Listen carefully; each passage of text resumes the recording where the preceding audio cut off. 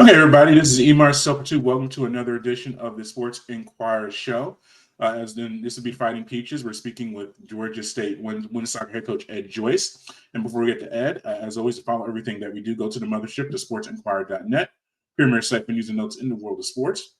You can also go to our social media platforms on uh, Instagram/X, Instagram and Twitter and Facebook. Just search for us under the Sports Choir or eMarcel2. And finally, make sure you like, subscribe, and share our audio and video content on our audio and video platforms such as YouTube, SoundCloud, Spotify, and more. As I mentioned, we have Georgia State head coach of women's soccer, Ed Joyce, on the line. Let's bring Ed on.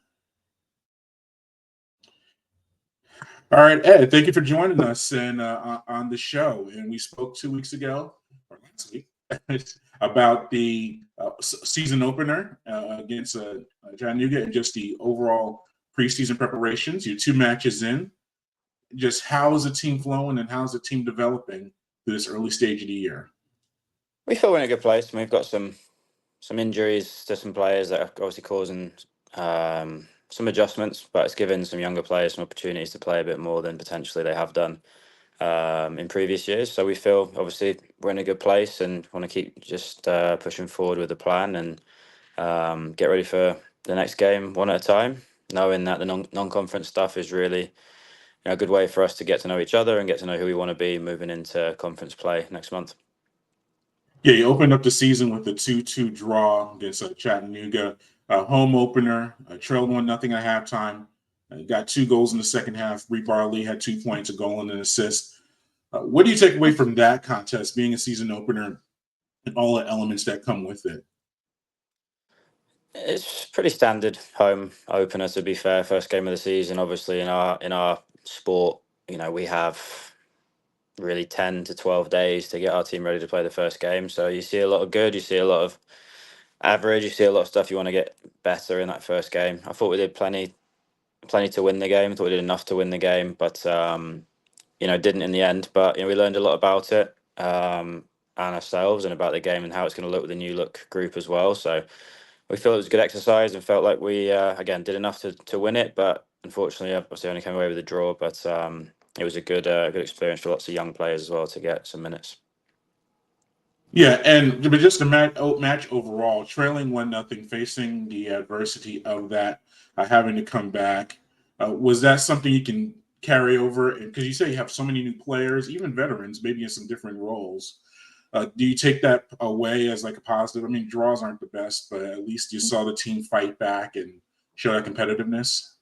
Yeah, I mean, obviously, there's a lot of good things come back there. I mean, 1-0 down to kind of a first action from the other team in our box, on a set piece, which again you talk about early parts of the year. The set pieces are kind of challenging because you haven't seen many of them live in training. So I mean that was a bit disappointing to concede that way, but coming back and going 2-1 up, and we should see the game out. To be honest, with 5-6 minutes left, we should be seeing that game out. So the frustrating part was probably that we didn't, but the pleasing part was that we obviously come back and scored in the first minute or two of the second half, which we kind of talked about believing that we would do that. I kind of told the girls that you'll score here in the first 10 minutes of this half, and we scored even earlier than that. So I think they give us some belief, and obviously we've always been a team that if we are 1-0 down or even 2-0 down, that we're not the type to pack in. That's been something that we've definitely believed in and built upon here over the years. So it was pleasing to come back, but obviously we'd have loved to got the win in the end.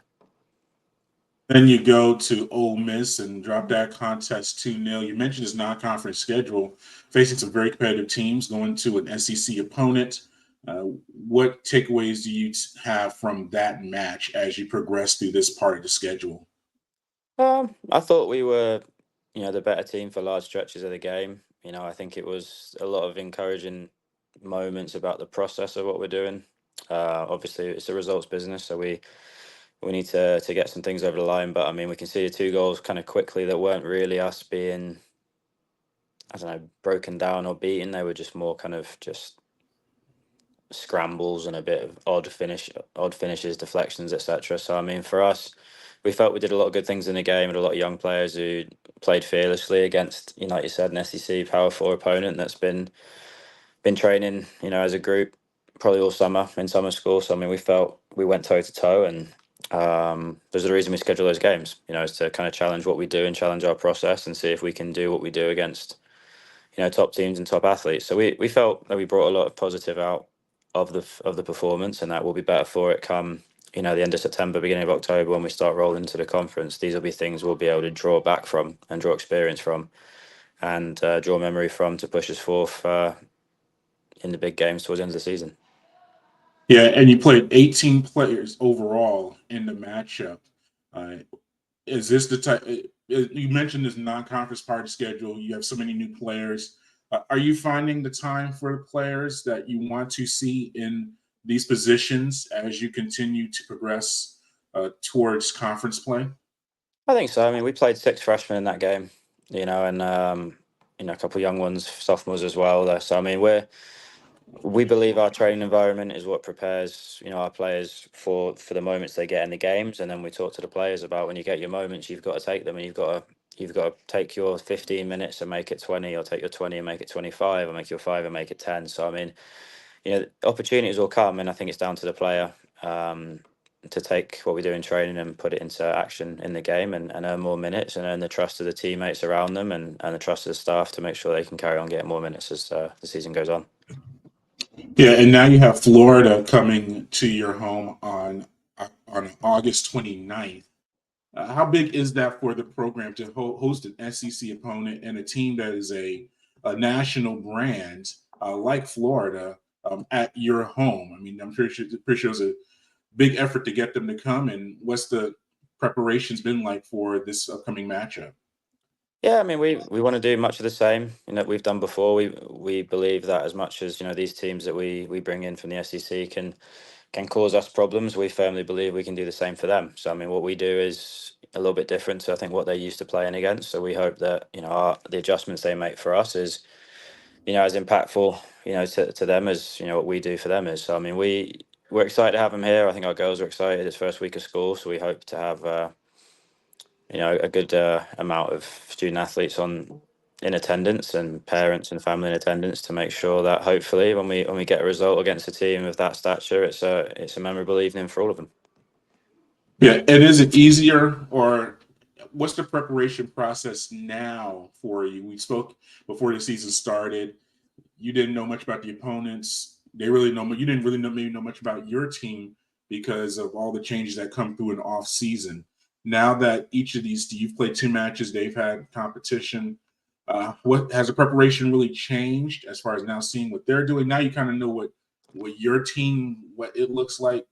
Is it a little bit easier, or is it just a different approach now? No, I think obviously our scouting, we go pretty in depth with scouting. So now we've got some video on Florida and video on every opponent here moving forward to get ourselves prepared for the little intricacies that they'll have. But obviously they have the same for us. So I think now it's our job as coaches to prepare our team to play with what we expect them to do. And obviously coaches change and coaches can adapt. So we can only give them our expectations, not our guarantees. So for us, it's give our players information that on tendencies and things that we think are pretty like cornerstones, I guess, of what the other team are about. And then our job is to prepare for them while also staying true to who we are and staying true to what we have been doing. So it's a good balance. We're excited for the game. I think it's one there, that will, again, with the injuries that we have, we're going to have, some young kids getting a really good experience against a good opponent that, like you said, they're used to seeing on college football Saturdays, and if most of them are Georgia fans and have grown up playing against Florida and not liking them. So I mean, there's probably more on the parent side of the Florida rivalry than our kids, to be honest. But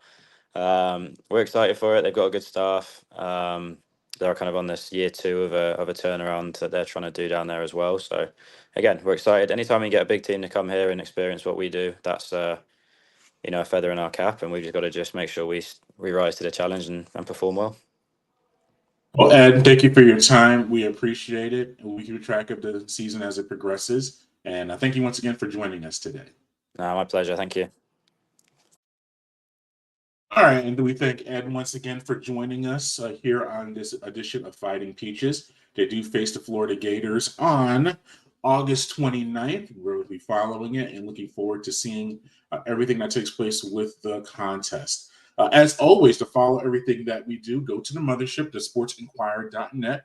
premier site for news and notes in the world of sports. You can also go to our social media platforms on Twitter/X, Instagram, and Facebook.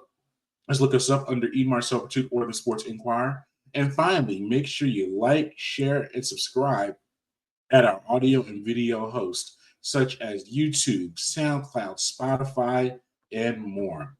Until next time, good fight, good night, be safe.